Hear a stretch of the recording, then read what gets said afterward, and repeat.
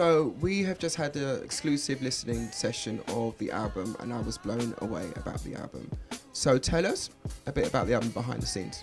Sure. It was a 7-day process with an old friend who stepped back into my life and took a big place in my heart.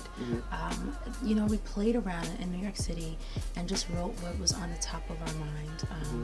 And just had some fun with it, and that's what Milestone is. It's a story of the last 10 years of my life, which has had a lot of fun and a lot of ups and downs. When Meant to Be was playing, that's when I understood what you were doing. It's really important to me to get that exact sound. Yeah.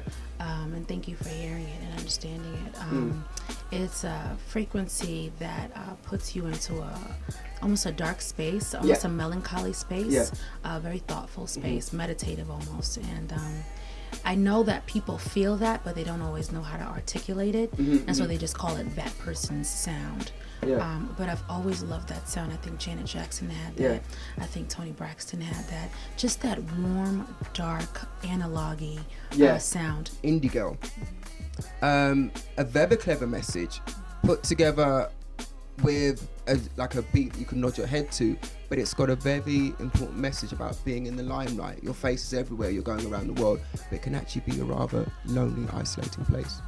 It's important to me to take melancholy subjects and dance to them. There's another song like that called Edge of the Bar, which is a melancholy subject, but we dance to it. We actually get drunk to it. And when I can do that, I think that I can get people to sort of listen to the heart of it later on. But if we can all just corral together around this moment and dance a little, we'll cry later, but let's dance right now. Reckless Lover. The opening chords to me, I don't want to get another alliteration, another soup, but the opening chords to me sounded like Let It Be. The Beatles, and just that clean, classic, just a few chords and leave us alone. There you go. That's another way for me to put something brokenhearted over something simple.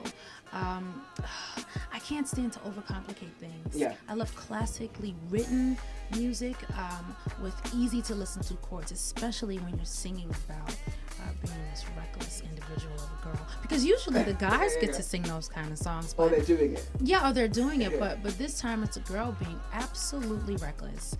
And so we're going to have to sing it real pretty. What have you learned? What's been one of the biggest lessons that you've learned? Because you've worked with the greats like Jay-Z, Kanye West, the legendary Natalie Cole, Will.i.am. What have you learned? What's been the main lesson you've learned? This is music. People in music, people think that people are politicians. They think that they are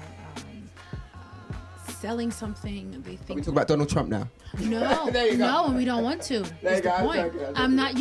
I don't want to be Donald Trump. I don't want to have his job. I don't like the idea of what he has to do for a living. It looks exhausting. So is touring. That looked exhausting. That on Instagram when you're going around the whole world. It's amazing. You stand in front of these people who you don't know what they're going through. You don't know what they're feeling and what they went through yesterday. And as far as you can see, they're singing one song together. That to me is like peace for a few minutes on earth that I had the ability to create by writing a song. Come and hang out with me at richhipster.biz. That's where you see all my blogs and all my fun and silly stuff, like the trailers and us traveling around the world. And the pictures. And the pictures. On Instagram, it's like 5 pictures, but it's that one picture. Yeah, Instagram, Twitter, Facebook. I'm on those, and you guys are really, really supportive there. So come hang out with me. A real artist making real music. Thank you from all of us here at Popstar TV. Thank you.